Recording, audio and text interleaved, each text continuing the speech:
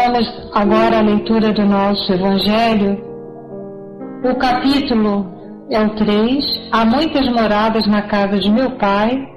Nós vamos ler o item 5, o último parágrafo, que diz assim: os mundos são estações, em cada uma das quais os espíritos encontram os elementos de progresso proporcionais ao seu adiantamento. É uma recompensa passar para um mundo de ordem mais elevada, assim como é um castigo prolongar em sua estada em um mundo infeliz, ou serem relegados para um mundo infeliz ainda que aquele que foram forçados a deixar, por se obstinarem em permanecer no mal. Vamos agradecer a Deus por essa oportunidade de estudo que estamos tendo a cada semana. Boa noite, Akanda, boa noite, Lúcia, boa noite, Yasmin, boa noite, Mário. Vocês que estão chegando, recebam o meu abraço fraterno e o nosso pedido a Deus que nos abençoe a todos. Convido a vocês agora nesse momento para que juntos possamos elevar os nossos pensamentos a Deus, para agradecer pela oportunidade abençoada que estamos vivenciando a cada semana, que é o estudo do nosso livro Memórias de um Suicida. E agradecendo a Ti, Pai de amor, aqui estamos, dizendo a importância desse momento, falando de forma tão especial, Senhor, a nós todos, nessa caminhada na direção do progresso, nos incentivando a ver a vida, a compreender melhor os Teus ensinamentos e a nos dar a condição de trabalhar em nós as nossas dificuldades. Estamos nesse momento, Senhor, Te implorando pelos nossos irmãos que vivenciaram essa dificuldade do suicídio. Que eles, nesse momento, onde estiverem, observem que esse Pai amoroso dá sempre uma nova oportunidade. E neste momento, pedimos a Ele que ampare cada um desses corações aflitos, que amenize suas dores, que estimule-os a refletir sobre a continuidade da vida e a necessidade de trabalhar a fé e a esperança, porque certamente jamais ficaram sós. Sempre estiveram sendo acalentados, fortalecidos por corações amorosos. Onde eles estiverem, Senhor, que tenham sempre a condição salutar do ânimo, da esperança e da fé.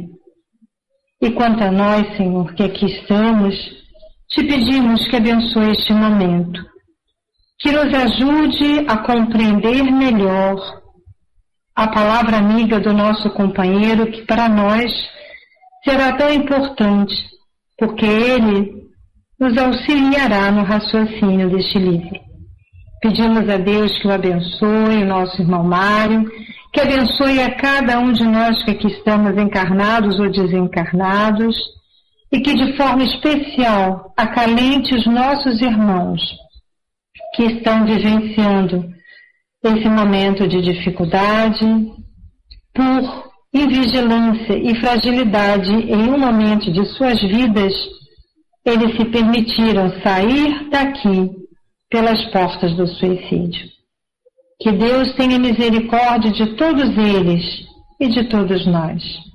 Que nossa companheira Dona Ivone Pereira, que generosamente nos auxiliou, nos brindou com esse livro, e os demais bondosos espíritos, Senhor Caio Bachutel, e os demais bondosos irmãos que nos auxiliam a cada semana para aqui estarmos, que sejam eles, Senhor, abençoados por Ti. Que o nosso Mestre Jesus possa iluminar o coração de todos e que o nosso Pai de amor abençoe de forma ampla a esses corações amigos e generosos que nos auxiliam. E assim sendo, pedimos que nos abençoe e que nos dê a permissão para início do nosso estudo na noite de hoje. Muita paz a todos vocês. Boa noite, querida Jana. Seja bem-vinda e bom retorno, Mário, depois da queda. Que Deus abençoe a vocês. Fiquem com Deus, excelente semana. Estou passando a Canda. Um beijo no coração, querida. Fiquem com Deus. Boa noite a todos. Boa noite. Todos muito bem-vindos, né? Podemos começar, Mário? Página 182. Minha vida, prezado amigo, ou antes, minhas vidas, através das migrações terrenas em que tenho experimentado as lides de progresso, relatadas que fossem com efeito aos seus leitores, oferecer-lhes-iam lições que não seriam de rejeitar. A vida de qualquer homem ou de qualquer espírito é sempre fértil de sequências elucidadoras, romance instrutivo que arrebata, porque reflete a luta da humanidade contra si própria, através de longa jornada em busca do porto florido e áureo da redenção. Poderá colher sua observação aqui mesmo, pois na estreiteza deste asilo há bons temas educativos para transmitir aos humanos por via mediúnica. Mas estou capacitado a adverti-lo de que as mais decepcionantes dificuldades avolumar-se-ão, enfrentando os seus louváveis desejos, ainda porque todos os entraves surgem diante de um suicida. Pois colocou-se ele em situação anormal que afetou até a mais insignificante fibra da sua organização psíquica, assim como o seu destino. No entanto, as suas nobres intenções, sua perseverança, o amor ao trabalho, o anseio pelo bem e o belo poderão operar milagres, e estou certo de que seus futuros mestres e guias educadores orientá-lo-ão a respeito. Quanto aos informes solicitados, teria satisfação em fornecer-lhes, meu amigo. Quanto aos informes solicitados, teria satisfação em fornecer-lhes, meu amigo. Reconheço sinceramente intencionado e o espírito, uma vez despido dos preconceitos terrenos, perde o peso que o homem conserva de revelar aos amigos os infortúnios e particularidades que o confrangem. Infelizmente, porém, não sinto em mim o desprendimento necessário para reviver o drama terrível que ainda me conturba. Medir o passado, cujas cinzas ainda se encontram palpitantes, aquecidas pelo fogo interior de um amor inesquecível, que amortalha de saudades e pesares insopitáveis todos os meus passos na espiritualidade. Extrair das sombras da subconsciência a imagem idolatrada da perjura, a quem não pude jamais desprezar, tentando conceder-lhe o consolo supremo do esquecimento. Vê-la ressurgir dos refolhos de minhas lembranças, tal como existiu ainda ontem, formosa e sedutora, enlaçada ao meu destino pelo matrimônio, e reviver as horas felizes do convívio conjugal, quando as imaginava imorredoras, sem perceber que eram enganosas, fictícias, tão só oriundas da minha sinceridade, da fé que me inspirava, da minha grande boa vontade. será padecer pela segunda vez a insuportável aflição de reconhecê-la adúltera, quando todo meu ser anseia pela ver redimida da infâmia que a arrojou ao báratro repugnante da mais torpe situação que a um espírito feminino poderá macular: o adultério. Não posso, Camilo, não posso. Amo Leila e sinto que tal sentimento desdobrar-se-á comigo através dos erros, porque me há acompanhado ele pelo destino em fora desde muitos séculos. Desde quando a voz maviosa de Paulo de Tarso ecoava vitoriosa e pura, anunciando a boa nova sobre as frondes pujantes das florestas da velha Ibéria. E não descansarei enquanto não a tiver novamente a meu lado, exculpada da afronta dirigida a mim, a si mesma, à lei de Deus, a nossos filhos e à sua qualidade de esposa e mãe, pelas reparações cruciantes a que se submeteu, levada pelos remorsos. Muito lindo, né? Mário, passando para você, meu irmão. Boa noite a todos, som tá ok? Ok, então vamos lá. Nós vemos que Doutor de Canalejas, ele diz para Camilo que a vida dele não teria tantas coisas para ser relatado. E que a vida de qualquer de qualquer homem ou espírito, é sempre fértil de consequência elucidadora e daria um romance instrutivo, capaz de arrebatar. Mas ele adverte que para passar esses informes via médios, ele, Camilo, teria bastante dificuldade.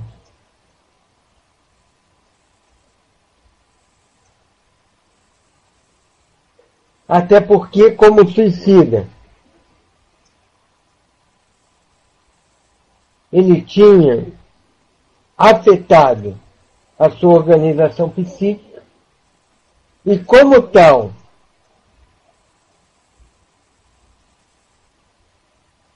teria uma dificuldade psíquica, vibratória, espiritual, de passar seus informes. É alguém que se desorganizou vibratoriamente, psiquicamente, querendo passar algo para alguém.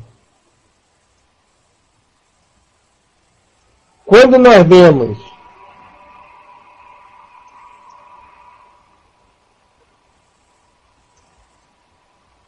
o personagem Dr. Roberto de Canalejas, em vários romances da Dona Ivone Pereira, como, por exemplo, Cavaleiro de Nourmier,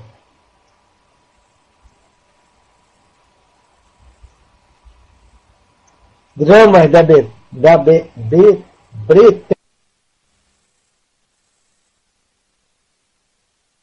perdão.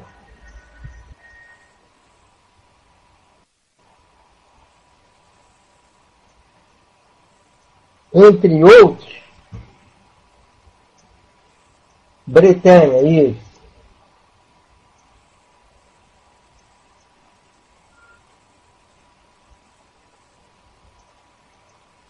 Entre outros, nós vemos que, na verdade, não foi retirado de informes dele. Não foi ele que relatou. foi o espírito Charles, que conhecia a história e de maneira instrutiva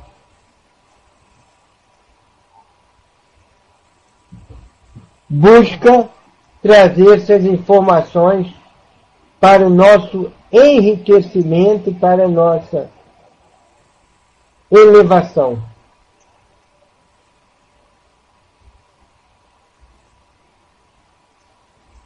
Então, ele diz que não se sente sinceramente intencionado a fazer isso, a relatar para o Camilo, mesmo Camilo estando bem intencionado. E por quê? Ele até passaria, mas ele teria que reviver aquilo tudo. Ele não trazia o desprendimento necessário para relatar o drama que passou. Quem de nós poderia se aprofundar no passado, no próprio passado espiritual? Quem de nós estaria desprendido bastante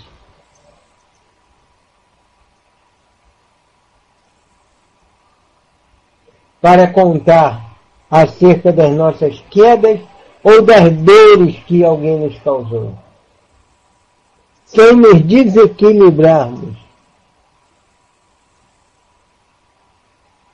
Por isso que ele diz: infelizmente, porém, não sinto em mim o desprendimento necessário para reviver o drama terrível que ainda me conturba.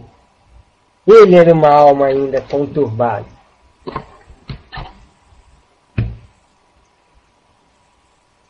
Nós vemos lá André Luiz trazendo as suas dificuldades, informe acerca de suas dificuldades.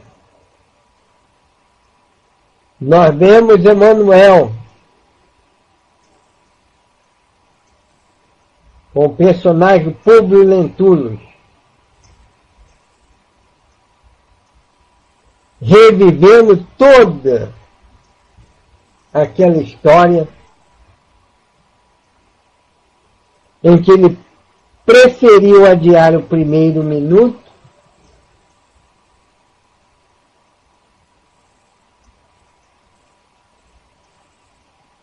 a seguir a Cristo. Aquele rico minuto.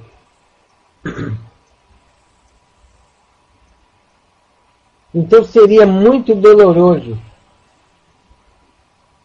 para o Roberto de Canalejas extrair da sombra da inconsciência a imagem idolatrada da perjura. Porque o que mais dói na traição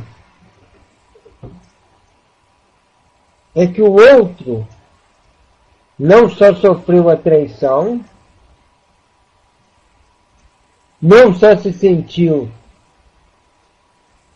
diminuído, como também continua amando aquela a quem agora ele gostaria de esquecer. Esse era o drama dele. A imagem idolatrada da perjura, a quem jamais pôde desprezar. Porque quando se ama, se ama. Tem jeito. Sentimento conquistado.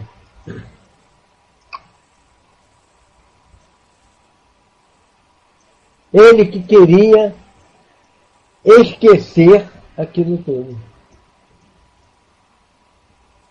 Vê-la ressurgir dos refólioos das minhas lembranças, tal como existiu ainda ontem, formosa e sedutora, enlaçada ao meu destino, julgando-me feliz no matrimônio,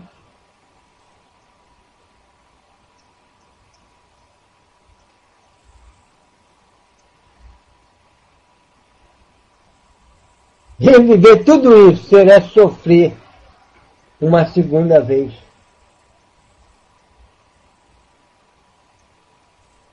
A insuportável aflição de reconhecê-la adúltera. Compreenderam o sentimento, digamos, nobre do Roberto?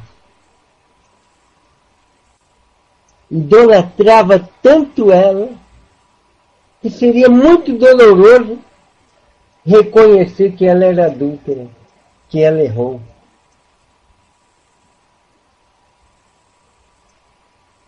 Insuportável aflição de reconhecer a adúltera, quando todo o meu ser anseia por vê-la redimida da infâmia, que arrojou ao báratro repugnante da mais torpe situação a que um espírito feminino poderá macular: o adultério. Não que o adultério masculino tenha menos importância, mas lembremos da época em que foi escrito.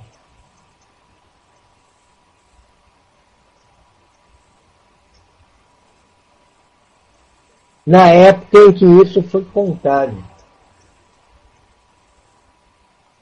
no início do século passado.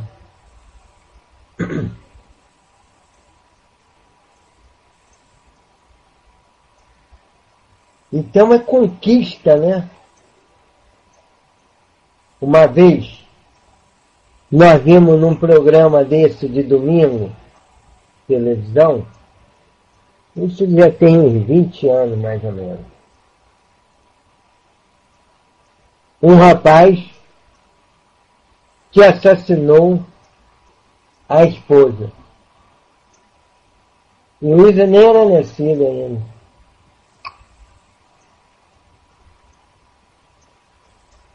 E quando eu vi a notícia, eu lembrei disso. E trago agora para vocês. Ele assassinou a esposa. E a mãe dela dava uma entrevista. Uma senhora, lá por 70 e poucos anos, 70 anos, chorando e dizia, no final da fala dela: por mais que eu queira odiar ele, eu não consigo. Eu queria ter raiva dele numa hora dessa. Levou minha filha única. Acabou com a minha vida. Mas eu não consigo ter ódio dele. O que é isso, gente? Se não conquista do espírito?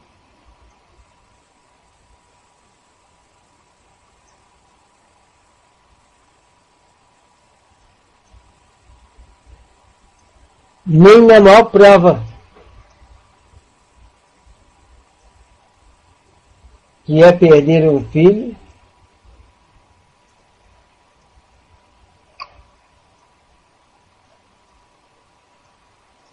ela conseguiu mudar o sentimento que já tinha em relação a ele. E assim está o nosso querido Roberto. Ele não queria reviver o drama, a segunda vez a aflição de reconhecê-la adúltera. Aí ele diz assim: não posso, Camilo, não posso. Amo Leila e sinto que tal sentimento desdobrar-se-á comigo através do inverno, porque me ha acompanhado ele pelo destino e fora, desde muitos séculos. E nós vemos lá nos romances trazidos pelo benfeitor Charles.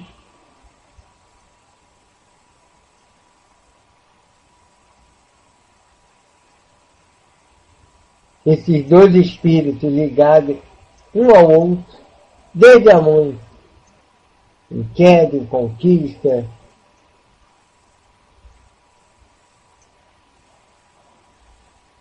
Então estavam juntos desde quando a voz maviosa de Paulo de Tarso ecoava vitoriosa e pura, anunciando a boa nova sobre as frondes pujantes da velha Ibéria.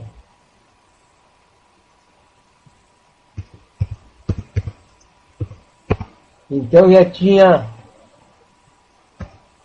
quase 2000 anos, né?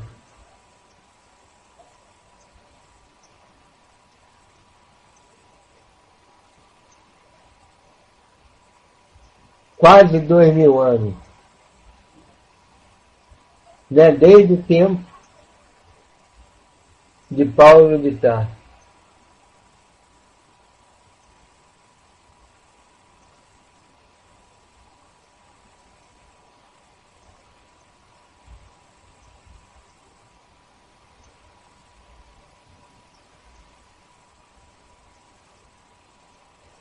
Da Ibéria, lá Portugal e Espanha, né?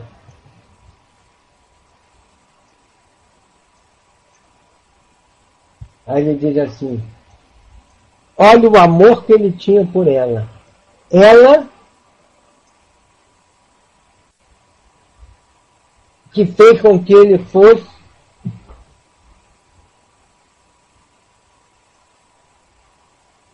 arrebatado para a queda.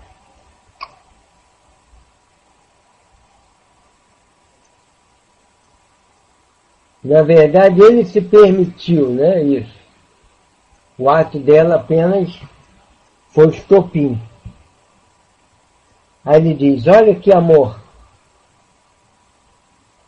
E não descansarei, enquanto não a tiver novamente a meu lado, esculpada da afronta, dirigida a mim, a si mesma, a lei de Deus, aos nossos filhos e a sua qualidade de esposa e mãe, pelas reparações cruciantes a que se submeteu, levada pelo remorso.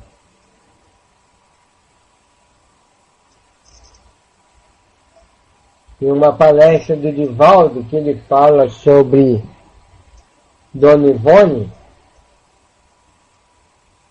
e ele relata que viu os dois juntos lá durante a palestra. Carlos de Canaleiras e Dona Ivone.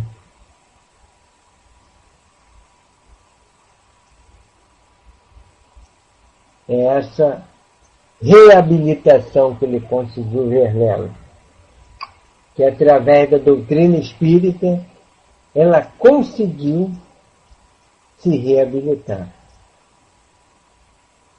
Vai ter um encontro espírita agora sobre Dona Ivone Pereira, lá na casa de Clarence, do irmão Clarence, lá no bairro da Penha. Deixa eu ver se eu acho aqui rapidinho. Eu recebi até a apostila em primeira mão para dar uma olhada para eles publicarem.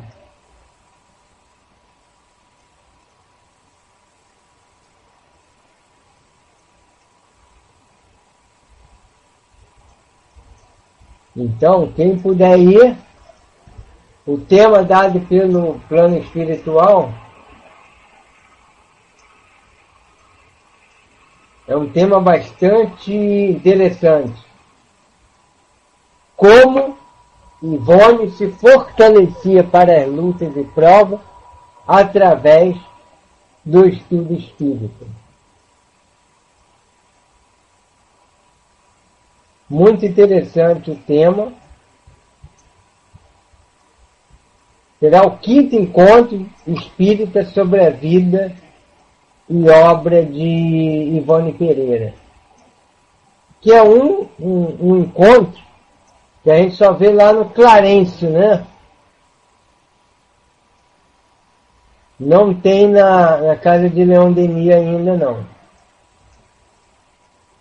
Eles pediram desde o primeiro a orientação lá do Dr. Vitor, e o Dr. Vitor foi orientando lá os temas que eles estudariam, né? Então, estamos aí no 5º ano. Quem quiser, aparece lá no Clarencio no dia 17 de março.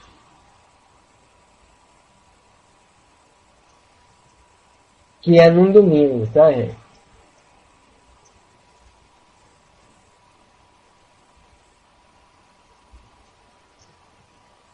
Então nós veremos como Dona Ivone Pereira conseguiu essa reabilitação.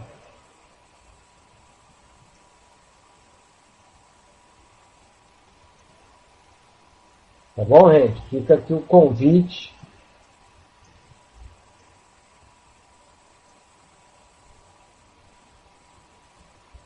Então vamos lá.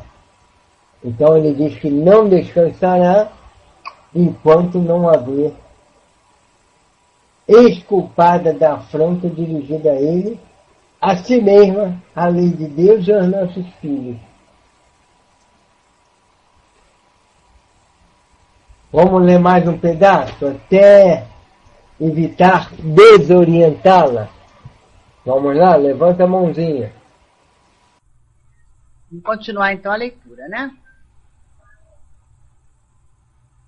Fez uma pausa, durante a qual deixou transparecer nos olhos a imensa ternura que vivia em seu coração, e continuou em tonalidades humildes que me levaram a duplamente admirar o adamantino caráter que havia 3 anos eu observava diariamente.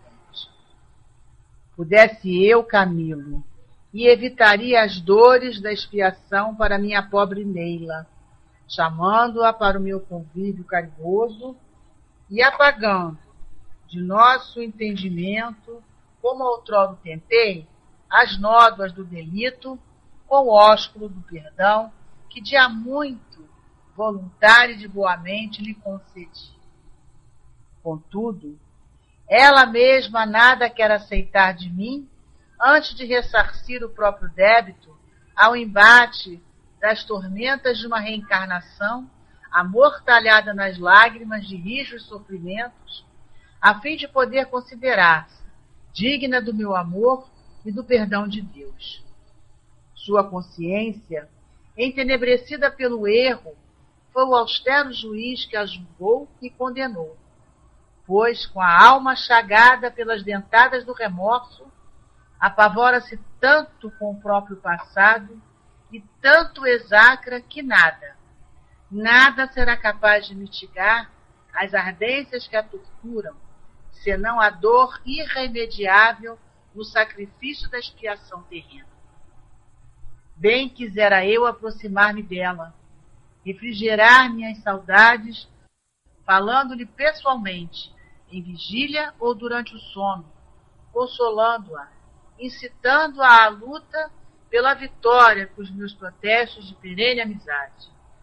No entanto, não posso nem mesmo aproximar-me, porque se me percebe, apavora-se e procura fugir, envergonhada com a mácula de que a acusa a consciência. Quanto a mim, poderei vê-la ou acompanhá-la em qualquer momento que o deseje, porém cautelosamente, a fim de me não dar a perceber para evitar desorientá-la. Mário? Então nós vemos que, por mais que ele tentasse, ele não poderia evitar a dor que ela passava, porque era uma dor consciencial. Ele não poderia nem aconchegá-la junto a ele, Até porque ela não aceitaria nada dele. Não por orgulho, mas por se sentir diminuída.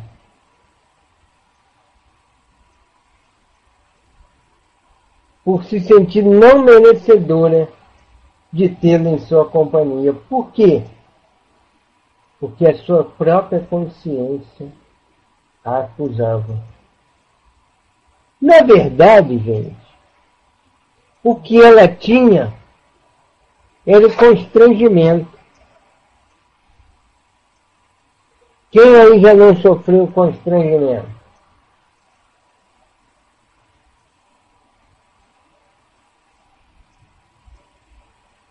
Às vezes de receber um auxílio de quem nós prejudicamos. Quem já não passou por isso? De receber um auxílio de quem a gente jamais esperaria, de quem a gente não tinha em boa conta. Dá um constrangimento, dá uma vontade de sair de perto, em que a pessoa se sente diminuída.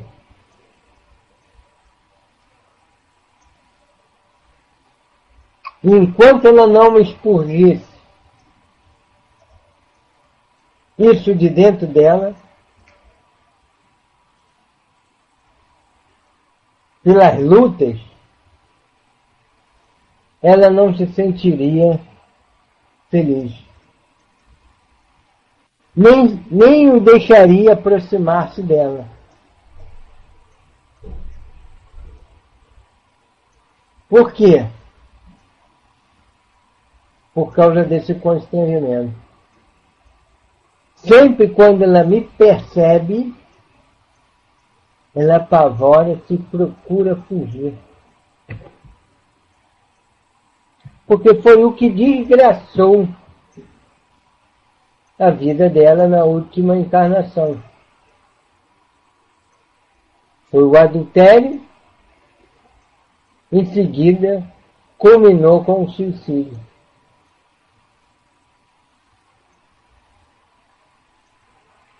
Então ela tenta fugir envergonhada, com a mácula, com a mancha de que a acusa a consciência. Doloroso, né, para ela.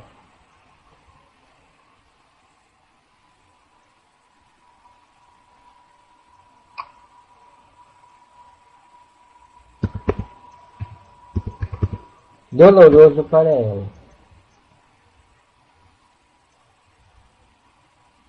E ele diz que ele pode vê-la sempre que desejar, desde que cautelosamente.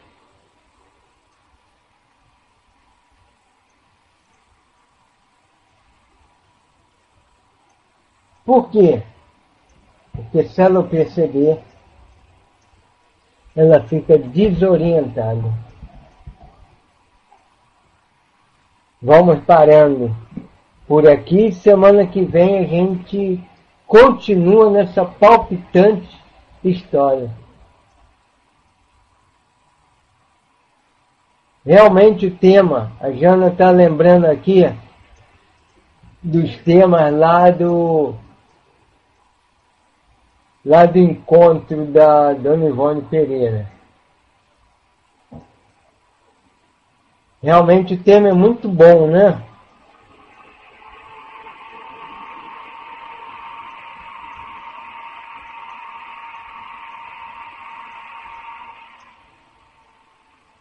Os temas que o plano espiritual deu, esses 5 anos, foram muito bons. Ó, Ivone Pereira, uma trabalhadora fiel do Cristo. Foi em 2009. Ivone Pereira e a doutrina espírita. Terceiro ano, a médium Ivone Pereira frente às dificuldades do mundo. o 4º ano, como Ivone lidava com os espíritos. E este ano, como Ivone se fortalecia para as lutas e provas através da doutrina espírita. E fica a pergunta: como nós, para as lutas, através da doutrina espírita?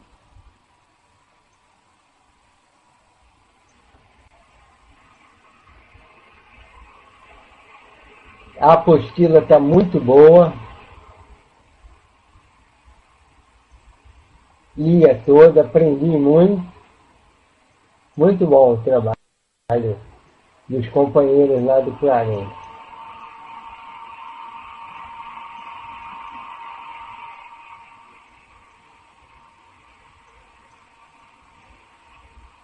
E lá, só para vocês terem vontade de um encontro.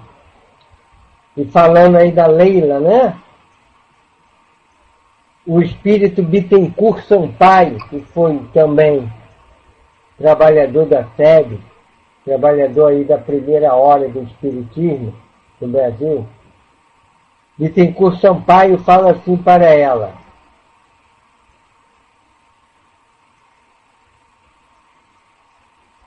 falando que o Evangelho era o único recurso para ela vencer.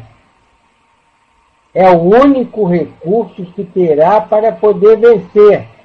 Dedicar-se ao Evangelho do Cristo de Deus, a doutrina dos Espíritos. Nada esperes do mundo, porque o mundo nada terá para te conceder. És espírito culpado, a quem a clemência do céu estende a mão para se poder reerguer do obróbrio do pretérito. Não conhecerás o matrimônio, não possuirás um lar, e espinhos e lutas se acumularão sobre teus passos. Mas unido a Jesus e a verdade, obterás força e tranquilidade para tudo suportar e vencer. Então não terá matrimônio nem um lar, que ela jogou fora. E as lutas, né? Então, quem organiza o encontro são os companheiros lá. Tem a Sandra, tem a Fátima Branquinho, tem a Olina. Então aproveitem para a gente se fortalecer aí, como Dona Ivone se fortalecia. Tá bom, gente? Fica aqui o nosso abraço a todos. Obrigado pelo carinho. Estou passando a palavra. Boa noite, queridos irmãos. O som tá ok? Que bom. Obrigada. Após esse estudo, que com certeza foi muito esclarecedor para os nossos corações e para nos ajudar no perseverar das nossas lutas. Com certeza, estudar a Dona Ivone é estudar um pouquinho sobre nós mesmos. Então, que a gente possa, nesse instante, fazer a nossa prece de encerramento da tarefa da noite de hoje, com muita certeza em nossos corações, que somos filhos de Deus amados. Querido Senhor Jesus, amado Mestre, Senhor de nossas vidas, querida irmã, amiga, companheira, mãe de todos nós que nos abriga em seu coração amoroso. Irmã Maria,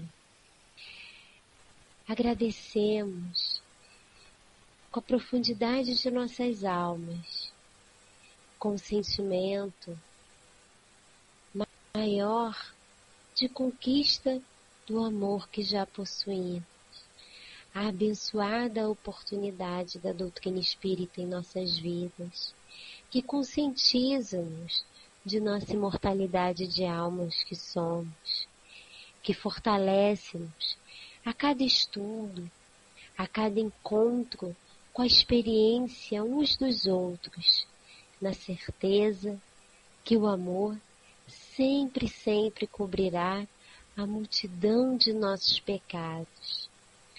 Que o estudo dessa noite possa fortalecer a todos os corações nossos, almas encarnadas e desencarnadas, que estivemos reunidas no pensar uníssono, da busca contínua, do vibrar do amor em nossas almas imortais. Que o perseverar, a esperança, a busca contínua e determinada em direção ao nosso progresso na vivência plena do amor seja a meta das nossas existências imortais, de hoje até a eternidade. Agradecemos, queridos tutores espirituais, nossos guias, por essa abençoada oportunidade de estudo, oportunidade de conscientização, oportunidade de aprendermos a nos perdoarmos, a vivermos de forma veemente, não a miserabilidade de nossas almas, mas a nossa capacidade e potência de vivermos o amor. Que o Senhor da vida nos abençoe hoje e sempre, e que tenhamos a alegria em nossos corações de caminharmos sempre para o mais alto, em busca do Evangelho, em busca de esclarecimentos da revelação espírita.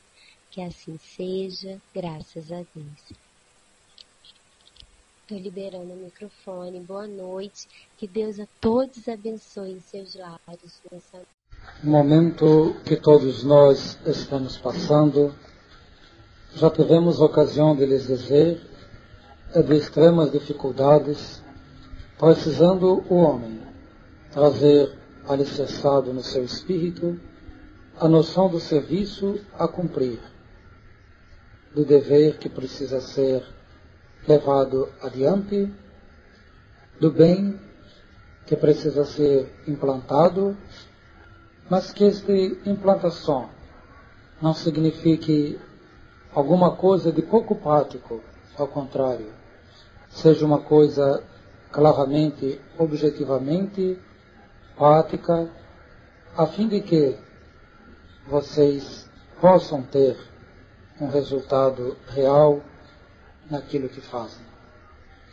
O Evangelho, para ser bem entendido, precisa da palavra que atinja a pessoa, tanto quanto as próprias pessoas precisarão do ambiente, as deseducadas, evidentemente, um ambiente que favoreça a que elas ouçam adequadamente a palavra do Evangelho. O passe, tão comum a vocês, é preciso que ele seja ministrado naquele clima de oração, com aquelas pessoas atentas ao serviço, de coração amigo, de espírito voltado para o bem. E os dirigentes, tão comuns nas suas atitudes, esperando que as criaturas igualmente tenham atitudes de comum pessoa, não devem esquecer que justamente eles suprem a diferença entre o equilíbrio e o desequilíbrio. Se um médium, se um doente está desequilibrado, cabe ao dirigente pacificamente estabelecer a linha de apoio, de sustento, de manutenção.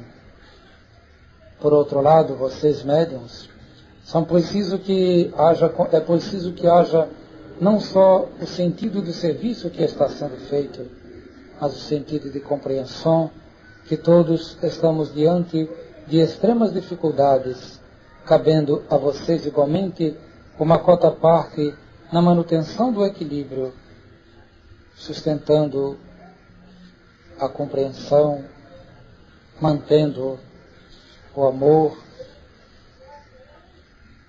trazendo pela prece a presença de boas vibrações.